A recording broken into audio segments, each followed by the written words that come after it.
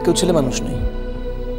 এমন নয় যে বিশাখা আমাকে জোর করে তার কাছে টেনে নিচ্ছে, মোটেই না। তার মানে তুমি খুব কনসিয়াসলি বিশাখার সঙ্গে সম্পর্ক গড়ে তুলতে চাইছো। বিশাখা আবার ওখানেও তোমায় জ্বালাচ্ছে? এসব কথা এখন থাক রাধা। আরে থাকবে কেন? তুমি সব কথা আমাকে বলো পিসি। দেখো ও শালি যদি তোমাকে আবার জ্বালায় তুমি একবার আমাকে বলো, দেখো আমি ওকে কি করি। তোমার বাবা, হ্যাঁ তোমার বাবা আমাদের কথা বসিয়ে দিয়েছেন। সর্বসাধ্য হয়ে গেছি আমরা। কথা বলতে এসেছে, এরপর না মনটা সুস্থির রাখার যায় না।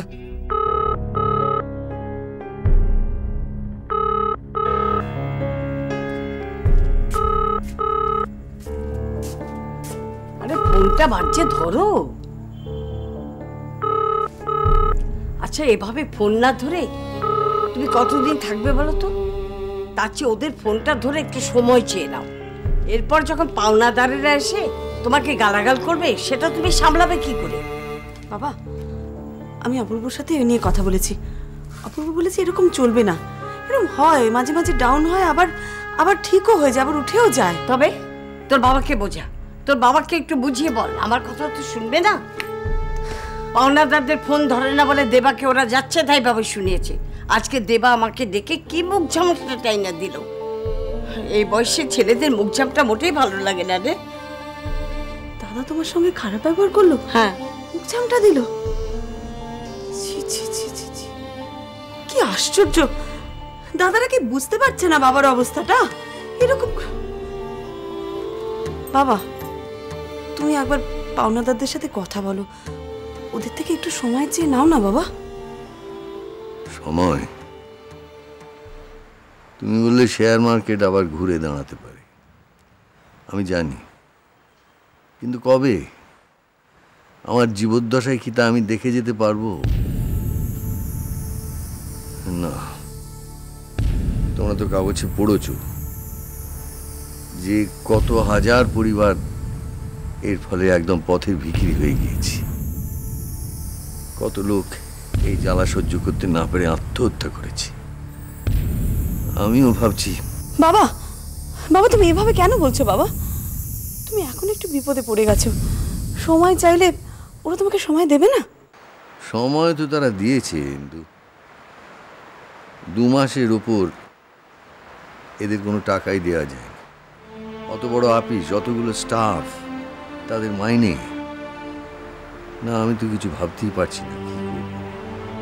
একবার ভাবলাম বাড়িটা বিক্রি করে দিই, কিন্তু তারপর মনে হলো যে বাড়িটা বিক্রি করে দিলে সকলকে তো পথে গিয়ে দাঁড়াতে হবে, পথের ভিখিরি হতে হবে। বাড়িটা বন্ধ করে গিয়ে যে টাকা নেব, সেই ইন্টারেস্টের টাকাটা আসবে কোথায়? হ্যাঁ ইন্দু, আমার তো অনেক গয়না আছে রে, সেই গয়নাগুলো দিয়ে দিলে হবে না? আমি দিয়ে দিচ্ছি। তা দিয়ে যদি হতো তাহলে কি আমি চুপ করে বসে থাকতাম? আচ্ছা বাবা, বলছি যে টাকাটা কত বলো তো, মানে কত টাকা তোমার ধার আছে? অপূর্বর অফিস থেকে যদি একটা লোনের ব্যবস্থা করা যায় তাহলেও অন্তত। দেখো না। না না, টাকার অঙ্কটা এত বড় যে লোন নিয়ে তা ম্যানেজ করা যাবে না। তাও কত বলো না, মানে পুরোটা না গেলেও কিছুদিন অন্তত, তার মধ্যে যদি শেয়ার মার্কেটটা একটু ঠিক হয়ে যায়, কিছুদিন টানতে পারবো না আমরা? আমার ঘাড়ে এই মুহূর্তে 2 কোটি টাকার মতন দেনা। 2 কোটি? হ্যাঁ, সেই টাকা পেলে আগে দেনাটা মেটানো যাবে, তারপর তো ব্যবসা চালাতে হবে। ব্যবসা চালাতে গেলে তো আরো টাকার দরকার, সেটা আসবে কোত্থেকে? না না, ধরো না, ও আপনি থেমে যাবে। এমনি করে যদি আমার বুকের বাজনাটা থেমে যায় তো বলছি। বাবা তুমি কখনো এমন কথা বলবে না, কখনো না।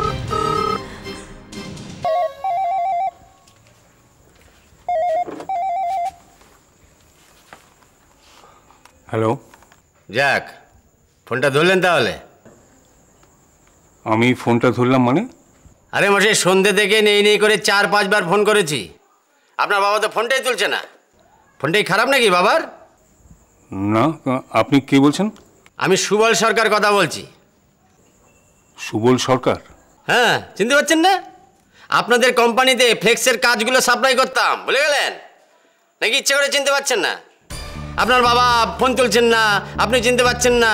হ্যাঁ, এভাবেই চালিয়ে যাবেন ঠিক করেছেন নাকি? হ্যাঁ, আপনি এইভাবে কথা বলছেন কেন? কি চান কি আপনি? বিশেষ কিছু নয়, প্রায় 3 লাখ টাকার মতো পেমেন্ট বাকি পড়ে আছে মশাই। অনেকদিন তো হয়ে গেল, এবার বিলটা মেটান। তা আপনার বিল আমি পেমেন্ট দেবো কেন? সে কি? আরে দাদা, আমি তো সব কিছু বিল আপনার কাছেই জমা দিয়ে এসেছিলাম। আমার কাছে জমা দিয়েছিলেন বলেন আপনার বিল পেমেন্ট করার দায়িত্ব আমার নয়। তাহলে দায়টা কার? আপনার বাবার? হ্যাঁ, আপনি তার সঙ্গে কথা বলবেন। তো কিভাবে কথা বলবো? উনি তো ফোনটাই তুলছেন না, তো বাবাকে ফোনটা তুলতে বলুন। দেখুন, এই ব্যাপারে আমি কিছু বলতে পারবো না। আমি এখন বাবা অসুস্থ, বাবা সুস্থ হোক তারপর আপনার সঙ্গে যোগাযোগ করবে। বাহ, আপনার বাবা অসুস্থ আছেন বলে আমি ফেটে যাবো? আরে মশাই, আপনাদের গণেশ উল্টেছে বলে আমার পাওনা টাকা নিয়ে চোখ উল্টে দেবেন নাকি? আপনাকে তো বারবার বলছি এই ব্যাপারে আমার কিচ্ছু করার নেই। কেন বারবার এক কথা বলছেন? আরে এক কথা বলে যাচ্ছি মানে? আমার টাকাটা মেরে দিয়ে রেখে যাবেন ভেবেছেন নাকি? হ্যাঁ, আপনার বাবা তো খুব বড় বড় কথা বলতেন, ওনার নাকি কথার খুব দাম। তো সেই দামটা এবার দেখাক। আমার টাকাটা কবে দেবেন বলুন? সেটা আমি বলতে পারবো না। এই ব্যাপারে আপনার বাবার সঙ্গে কথা বলতে হবে। দয়া করে আর কখনো আমাকে ফোন করে বিরক্ত করবেন না। শুনুন, না, আর কোনো কথা শোনার সময় নেই আমার। আরে শোনার সময় নেই মানে? আমার টাকা মেরে দিয়ে এখন শোনার সময় নেই বলছেন? ভদ্রভাবে কথা বলুন না। হ্যালো হ্যালো, বেশ, ঠিক আছে, আমিও দেখছি।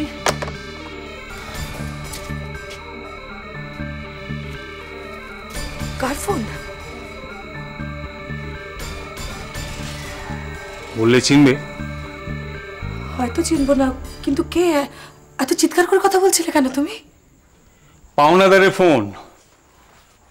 কোম্পানি পাওনাদাররা চারিদিক থেকে আমাদের চেপে ধরতে চাইছে, জানো না? জানবো না কেন? এই তো সেদিন সৌমকে কে একটা রাস্তায় ধরে কিসব বলেছে। হ্যাঁ, এবার বাড়িতে ফোন আসতে শুরু করেছে। বাবাকে ফোনে পাচ্ছে না, আমাকে ফোন করে যা তা কথা শোনালো ওই সুবল। এইসব চলতে থাকবে এখন। সে আর নতুন কি? এরপর দেখবে, এরপর তো সবাই বাড়িতে আসতে শুরু করেছে। আসতেই পারে। পাওনাদাররা তাদের টাকা ছাড়বে কেন? আর শুধু বাড়ি কেন, এবার দেবে কোর্টে টেনে নিয়ে যাবে। সবাই এবার সামনে বলতে শুরু করেছে। শ্রী আদিত্যনারায়ণ চৌধুরী, ওনার এই হাড়ির হাল না সকলে জেনে গেছে, সকলে এটা নিয়ে কথা বলছে, ঢিঢি পড়ে গেছে। ওর বাড়িতে থাকাটাই দায় হবে। কি করবে তুমি? কি করবে? পালিয়ে যাবে? হ্যাঁ, পালিয়ে যাবে? আলাদা বাগান বাড়ি কিনেছো যে পালিয়ে যাবে? চুপ করো। কেন কেন চুপ করবো? এবার তো আলাদা বাগান বাড়ি কিনে বৌমেকে নাচাতে হবে তোমাকে।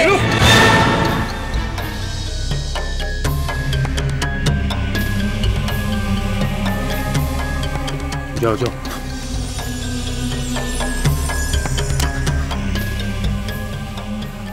রতিন খচ্চরের কাছ থেকে খেপে খেপে তো কম টাকা টানিনি।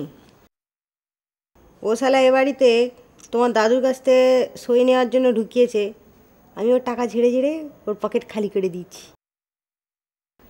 শোনো আদি, অনেক টাকা জমে আছে। ভালোই তো, রথিন দত্তর মতন একটা খারাপ লোকের কাছ থেকে তুমি এত টাকা হাঁকিয়েছ। রেখে দাও, ওই টাকাগুলো ভবিষ্যতে তোমার কাজে লাগবে। ধুস, আমার জন্য কে ভাবছে? এ বাড়ির অবস্থা তো এখন খুব খারাপ রাদি। হাড়ি আলাদা হয়ে যাওয়ার পর দাদু ঠাম্মার অবস্থা কিন্তু একদম ভালো না। তোমার বাবা এখনো কিছু করে উঠতে পারেনি, বুঝলে? এদিকে পাওনাদাররা একেবারে ফোনে কিস্তি ফিস্তি দেওয়া শুরু করে দিয়েছে। পাওনাদাররা গালাগালি করছে? তবে আর বলছি কি গো, অবস্থা বহুত কেঁচাইল। শোনো, আমি ভাবছি আমার কাছে যা টাকা পয়সা আছে না, সেগুলো দিয়ে দেবো দাদুকে, যাতে পাওনাদারগুলোর দেনা কিছুটা মেটাতে পারে। কিন্তু সাহস পাচ্ছি না, জানো? টাকা দিতে গেলেই তো দাদু 1000টা প্রশ্ন করবে। কোত্থেকে টাকা পেলাম, কেন পেলাম, তখন কি বলবো বলো তো? পুরো মায়েরই ফেসে যাবো। শোনো আলাদি, তুমি বরঞ্চ এখানে এসো, এসে আমার কাছ থেকে টাকাটা নাও, দিয়ে দাদু হাতে তুলে দাও। এই বুঝি তোমার বুদ্ধি পড়ে? আমি বা তুমি কি দাদুর কাছে আলাদা? আমি টাকা দিতে গেলে তো দাদু আমাকে সেম কোয়েশ্চেনই করবে। তাই তো, সত্যি মারি। আরে আমার পুরো মাথাটাই গেছে টেনশনের চোটে। কি করি বলো তো দাদি? কিছু করতে হবে না তোমাকে। আর তাছাড়া তোমার ওই টাকা কি আমার টাকা? কি বলো?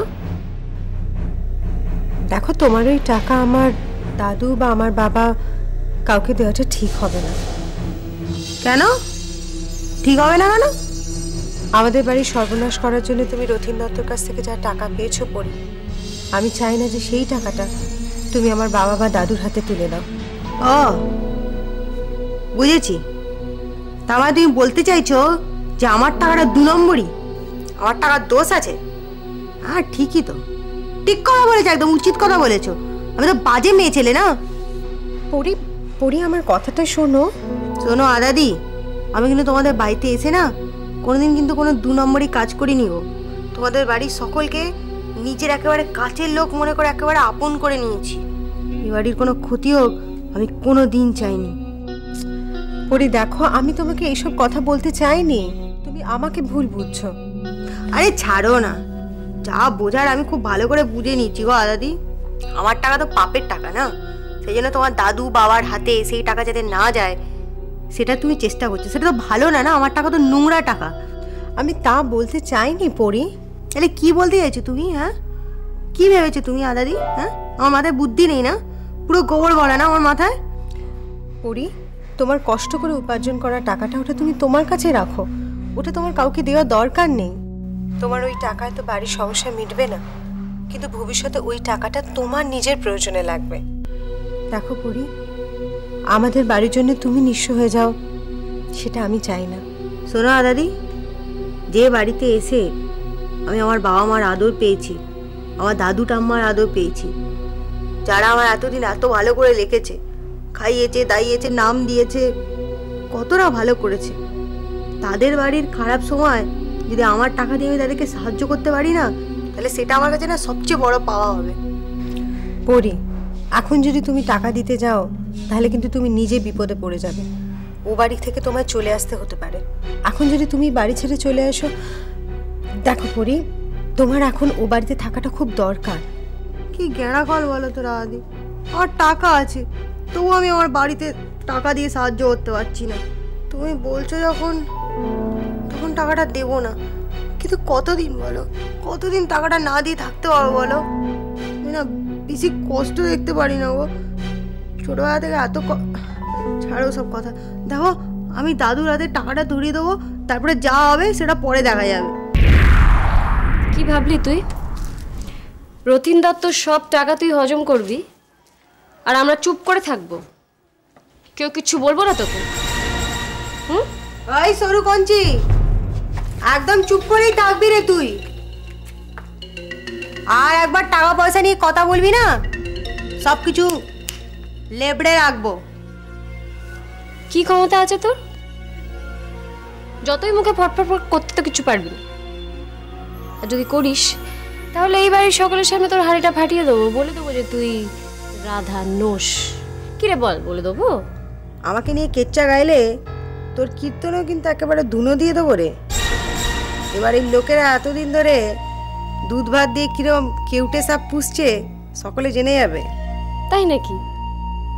তা কি কীর্তন গাইবি রে আমার? তোর গুণে তো নুন দেওয়ার জায়গা নেই, তুই তো সারা পোকায় কাটা বেগুন। এই চুপ কর চুপ কর চুপ কর চুপ কর, অনেক কথা বলেছিস, চুপ কর। খুব বেশি কথা বললে কিন্তু আমি সহ্য করবো না সেটা। হ্যাঁ কিরে সালি, এখনই হেঁচকি তুলছিস? এখনই তো কিছু বললাম না রে। তোর আর অপূর্ব পিসেকে নিয়ে গুলি ডান্ডা খেলার কেচ্চা।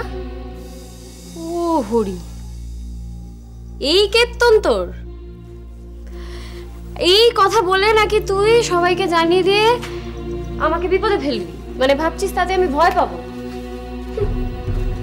খুব আনন্দ হচ্ছে বুঝলি, খুব ভালো লাগছে আমার। তুই বল, সবাইকে বল অপূর্বর সঙ্গে আমার সম্পর্কের কথা, আমি তো সেটাই চাই।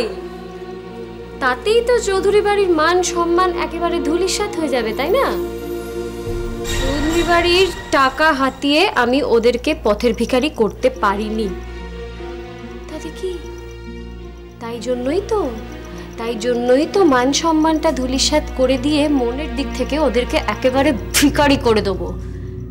তাতেই আমার বাবা শান্তি পাবেন।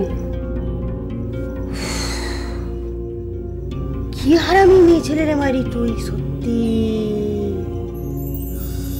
তোর এই হাড় গিলগিলে হাড়ের গাঁটে গাঁটে এত বিষ আমি বুঝতে পারিনি মারি।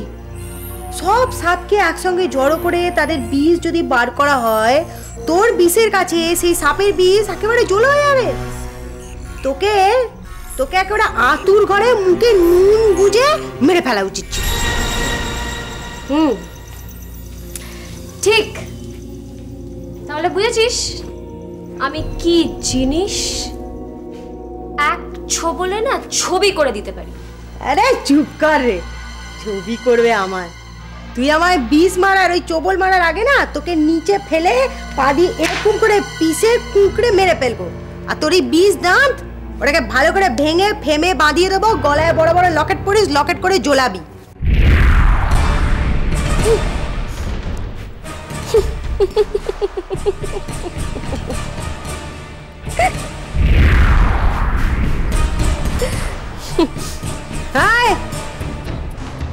একটা কথা পরিষ্কার করে শুনে রাখ, তোর জন্য যদি আমার পিসির ঘর ভাঙে, তোকে কুচি কুচি করে কেটে রাস্তা নেড়ি কুত্তাদের দিয়ে খাওয়াবো। মনে রাখিস এটা।